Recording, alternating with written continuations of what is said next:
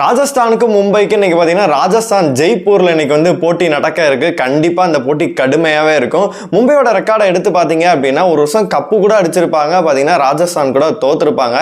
இன்னைக்கு போட்டி வேற லெவலில் இருக்கும். பார்த்தீங்கன்னா சூரியவன்ஷி இருக்காரு, ஜெய்ஸ்வால், இந்த மாதிரி பார்த்தீங்கன்னா எக்கச்சக்க மிரட்டுற பிளேயர் இருக்காங்க. இங்கிட்டு நாங்களும் சும்மா கிடையாது அப்படின்னு சொல்லிட்டு பார்த்தீங்கன்னா தொடர்ந்து பார்த்தீங்கன்னா மும்பை அணி வந்து ஜெயிச்சுக்கிட்டு இருக்காங்க.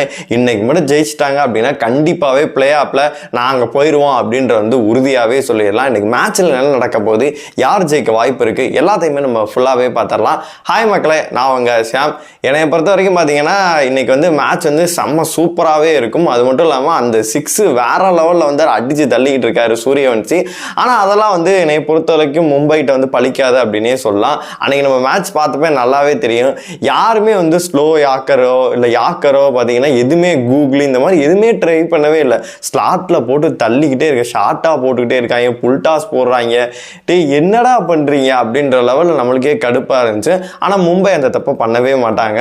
பூம்ரா வந்து ஒரு பால் வந்து போட்டு பாப்பல, தம்பி எப்படி அடிக்கிறாப்ல அப்படின்னு சொல்லிட்டு அடுத்த பால் பார்த்தீங்கன்னா காலு கீழே இறக்கி விட்டு போயிடுவாப்ல. அவர் எப்படி பால்ல ரிலீஸ் பண்றாருன்னு சொல்லிட்டு நம்மளுக்கே டஃபா இருக்கு, என்னடா டக்குன்னு இப்படி போட்டாரு அப்படின்ற மாதிரி. அதெல்லாம் என்னைய பொறுத்த வரைக்கும் நான் வேணா சொல்றேன், வேணா பாருங்க, ஜெய்ஸ்வாலையும் சூரியவன்ஷியையும் பவர் பிளேக்குள்ள தூக்க பார்ப்பாங்க மும்பை அணியை பொறுத்தளவு. கண்டிப்பா பவர் பிளேயை பொறுத்த வரைக்கும் சூரியவன்ஷியோ இல்லை ஜெய்ஸ்வால் ரெண்டு பேத்துல ஏதாச்சும் ஒரு விக்கெட் கண்டிப்பாகவே அவங்க எடுத்துருவாங்க. ஏன்னா ஸ்லாட்ல போட்டால் தானே நீ அடிக்கிற, காலு கீழே வச்சு இறக்கும் அப்படின்னு சொல்லிட்டு பார்த்தீங்கன்னா மும்பை வந்து இறக்குன்னு இறக்கிடுவாங்க. அங்கே 4 லெஃப்ட் ஹேண்டர்ஸ் இருக்காங்க. அதனால வந்து சாட்னர் இல்லாட்டி கூட பிரச்சனையே கிடையாது. தூக்கி போட்டு அவங்களும் போட்டு அடிச்சிட்டாங்கன்னா பிரச்சனை ஆயிரும். அதனால வந்து வில் ஜாக்ஸ் வந்து நல்லா ஹெல்ப் பண்ணுவார். அவர் ஒரு ரைட் ஹேண்ட் வந்து ஸ்பின் போடுவார். அதனால வந்து இந்த மேட்சும் பார்த்தீங்கன்னா கார்பின் போச்சே வந்து எடுத்துகிட்டு போவாங்க. ஏன்னா பேட்டிங்கே அவர் நல்லாவே பண்ணிட்டு இருக்காரு அப்படின்னே சொல்லலாம். ஃபர்ஸ்ட் நம்ம ஆர்ஆரோட பிளஸ் அண்ட் மைனஸ் எல்லாத்தையும் பார்த்தாலும் அப்புறமே நம்ம மும்பையோட பார்ப்போம். ஆர்ஆரை பொறுத்தளவு என்ன அப்படின்னு பார்த்தீங்கன்னா, பேட்டிங்கை பொறுத்தவரை ஓப்பனிங் வந்து சஞ்சு போன பிறகு சூரியவன்ஷி லைட்டாக ஸ்டார்ட் கொடுக்குறாரு. போன மேட்ச் எல்லாம் சொல்லவே வேணாம், வேற லெவலில் ஸ்டார்ட் கொடுத்தாரு, முடிச்சு கொடுத்துட்டே போயிட்டாரு அப்படின்னே சொல்லலாம். ஜெய்ஸ்வால் கண்டினியூஸாக எல்லா மேட்சும் பார்த்தீங்கன்னா செம்மையாகவே பர்ஃபார்ம் பண்ணிட்டு இருக்காரு. அவர் எந்த மேட்ச்சில் பர்ஃபார்ம் பண்ணலையோ அந்த மேட்ச் பார்த்தீங்கன்னா அவங்க தோத்துடுறாங்க. அவர் பண்ணாலுமே தோத்துடுறாங்க. அவங்க கடைசி பார்த்தீங்கன்னா 18வது ஓவர் வரைக்கும் பார்த்தீங்கன்னா ஜெயிக்கிற மாதிரி வந்து 3 மேட்ச் வந்து தோத்துருக்காங்க. அதனால நாங்கள் 18வது ஓவர்லாம் போவே இல்லை, 16வது ஓவர்லேயே முடிச்சிடறோம் அப்படின்னு சொல்லிட்டு போன மேட்ச் முடிச்சிருந்தாங்க. போன மேட்ச் ஜெயிச்சதுக்கு முக்கியமான காரணம் யாருன்னு கேட்டிங்கன்னா வைபவ் சூரியவன்ஷி தான். 35 பால்ல 100 போட்டிருந்தாரு. இந்த சைடு பார்த்தீங்கன்னா 40 பால்ல 70 போட்டு வந்தீங்கன்னா ஜெய்ஸ்வாலுமே சூப்பரான இன்னிங்ஸையுமே தேத்தி கொடுத்துருந்தாரு. இவங்க 2 பேரால தான் ஜெயிச்சாங்க அப்படின்னே சொல்லலாம். நம்ம ரியான் பராக் கேப்டன்ஷிப் பண்ணது வந்து பார்த்தீங்கன்னா பல பிரச்சனைகள் போயிட்டு இருக்கு. ஓனருக்கு சொந்தக்காரங்கன்றதால கொடுத்துட்டாங்க அப்படின்ற மாதிரி, சேட்டா வந்து ஒதுக்குறாங்க அப்படின்ற மாதிரி பல பிரச்சனைகள் போயிட்டு இருக்கு. இருந்தாலும் அவர் வந்து ஒரு குரூசியல் இன்னிங்ஸ் தான் தேத்த முடியுது. நிதிஷ் ராணா ஒரு மேட்ச் சூப்பரா விளையாண்டாரு. அவரோட இன்னிங்ஸ்க்காக தான் எல்லாருமே வெயிட் பண்ணிட்டு இருக்காங்க. ஏன்னா வந்து பாத்தீங்கன்னா அவர் ஓரளவு விளையாண்டாரு அப்படின்னா இன்னுமே மிடில் ஆர்டர் நல்லா இருக்கும் அப்படின்னு சொல்லிட்டு அவங்க டீம் எல்லாருமே எதிர்பார்த்துட்டு இருக்காங்க. அப்புறம் த்ருவ் ஜூரல் பாத்தீங்கன்னா ஓரளவு டீசெண்டா கொடுத்துட்டு இருக்காரு. அப்புறம் சுமுதுவோ இருக்காரு. இந்த மாதிரி பாத்தீங்கன்னா பேட்டிங்கை பொறுத்தல ஓப்பனிங் இவங்க வைபவ் சூரியவன்ஷியும் ஜெய்ஸ்வால் நல்ல ஸ்டார்ட் கொடுத்தா மட்டும்தான். இவங்களை பவர் பிளேலே கழட்டிட்டோம் அப்படின்னா அடுத்து வர பேட்ஸ்மேன் எல்லாம் பாத்தீங்கன்னா திணற ஆரம்பிச்சிருவாங்க. ஓரளவு பாத்தீங்கன்னா விக்கெட் சடசடன்னு போக ஆரம்பிச்சிடும். அதனால வந்து குறைகள் இருக்க தான் செய்யுது. மிடில் ஆர்டரும் பிரச்சனைகள் இருக்கு. ஒரு ஹிட்டரா வந்து பாத்தீங்கன்னா ஹிட்மேயரை வந்து வச்சிருக்காங்க. அவர் பாத்தீங்கன்னா முன்னாடி இருந்த ஹிட்மேயர் மாதிரி எல்லாம் பாத்தீங்கன்னா ஜெயிக்க வேண்டிய மேட்சை கடைசி வரைக்கும் க்ளோஸா கொண்டு போய் தோக்குறாரு. அதனால வந்து அவங்க டீமுக்கு வந்து ஒரு மிகப்பெரிய ஒரு அடியா இருக்கு. பேட்டிங் தான் இவ்வளவு பிரச்சனை அப்படின்னா பவுலிங்ல வந்து ஒரு ஸ்டார் பவுலர் வந்து எடுக்க மறந்துட்டாங்க அப்படின்னே சொல்லலாம். ஒரு செம்ம பவுலர், சூப்பரான ஸ்பின்னரியா இவர் இருந்தால் எல்லாரும் கழட்டிடுவாரு அப்படின்ற ஒரு ஸ்பின்னரா இருக்கட்டும். அசரங்கா இருக்காரு, இருந்தாலுமே பார்த்தீங்கன்னா ஒரு ஸ்டார் பவுலர் இப்போ இங்கே ஒரு பூம்ரா மாதிரியோ ஸ்டார்க் மாதிரியோ ஹெய்சல்வுட் மாதிரியோ இப்போ சென்னையில் பார்த்தீங்கன்னா கலில் மாதிரியோ இந்த மாதிரி பார்த்தீங்கன்னா ஒரு ஸ்டார் பவுலர் இவங்க இருந்தால் கண்டிப்பாக வந்து விக்கெட் எடுத்துருவாங்க, அப்படி வந்து கண்டெயின் பண்ணி போடுவாங்க அப்படின்ற ஒரு பவுலர்ஸ் வந்து இல்லை. சந்தீப் சர்மா சூப்பர் ஓவரில் வந்து ஆர்ச்சருக்கு பதிலாக பார்த்தீங்கன்னா அவர்கிட்ட ஓவர் கொடுக்குறான், விட்டு கிளிகளையும் கிழிச்சாங்க. ஆர்ச்சர் நல்லா பண்றாரு, இருந்தாலுமே வந்து திடீர்னு ஓவரை போட்டு கிழிஞ்சிருது. திடீர்னு பார்த்தீங்கன்னா ஒரு சில நாள் வந்து நல்லா போடுற மாதிரி போடுறாரு. கண்டினியூஸா பார்த்தீங்கன்னா அவரால் வந்து கண்டெயின் பண்ண முடியல. அதனால பவுலிங்கை பொறுத்தவரை சந்தீப் சர்மா, ஆர்ச்சர், அசரங்கா அப்படின்ற பிளேயர்ஸ் தான் இருக்காங்க. அதனால வந்து அங்கேயுமே வந்து மிகப்பெரிய ஒரு குறையாவே இருக்கு அப்படின்னே சொல்லலாம். பேட்டிங் வந்து ஓப்பனிங் ஸ்டார்ட் கொடுக்கணும், இல்லைன்னா அங்கேயும் போச்சு.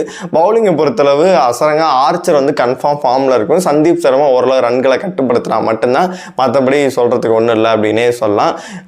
ஆகாஷ் மத்துவால் அப்படின்னு சொல்லிட்டு பார்த்தீங்கன்னா மும்பைலேருந்து போன பிளேயர், ஒரு நல்ல பிளேயர், எல்எஸ்ஜி கூட நினைக்கிறேன் மேட்சை வந்து ஜெயிச்சு கொடுத்துருப்பாரு. அப்படிப்பட்ட ஒரு பிளேயரை வந்து நீங்கள் இன்ன வரைக்கும் பெஞ்சிலே உட்கார வச்சுருக்கீங்க.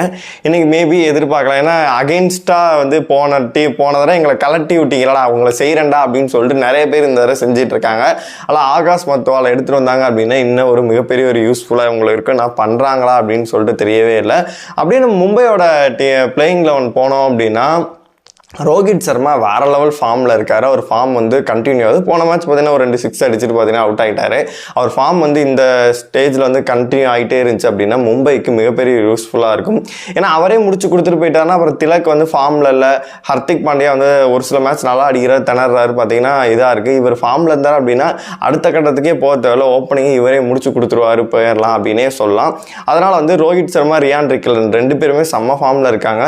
திலக் சொல்லவே வேணாம், பார்த்தீங்கன்னா வந்தோடனே அவுட் ஆகிட்டு போயிடுறாரு. சூரியகுமார் தான் பார்த்தீங்கன்னா ஒரு நம்பிக்கை நட்சத்திரமா இருந்து பார்த்தீங்கன்னா எல்லா மேட்சும் நான் இருக்கேன் அப்படின்னு சொல்லிட்டு 60+ ரன் அடிச்சு கொடுத்துட்றாரு.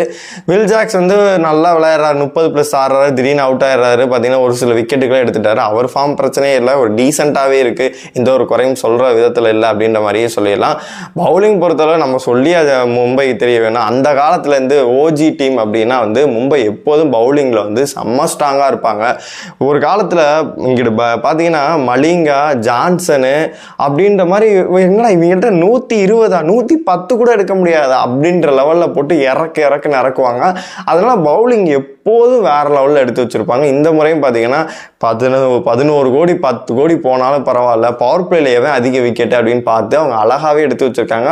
அவங்க அதிகமாக ட்ரை பண்ணது யார் அப்படின்னு கேட்டிங்கன்னா புவனேஸ்வர் குமார், அப்புறமேட்டு நம்ம நட்ராஜனை ட்ரை பண்ணுறாங்க. நட்ராஜன் அவங்க பார்த்தீங்கன்னா வெளியில் உட்கார வச்சுட்டு வாய்ப்பு கொடுக்காம இருக்காங்க. மேபி அடுத்த வருஷம் ரிலீஸ் பண்ணுவாங்கன்னு நினைக்கிறேன். அதுக்கு மும்பையும் ட்ரை பண்ணணும், சென்னை ட்ரை பண்ணணும்னு நினைக்கிறேன். அதுக்கு ஒரு தனி வீடியோவே போடுவோம்.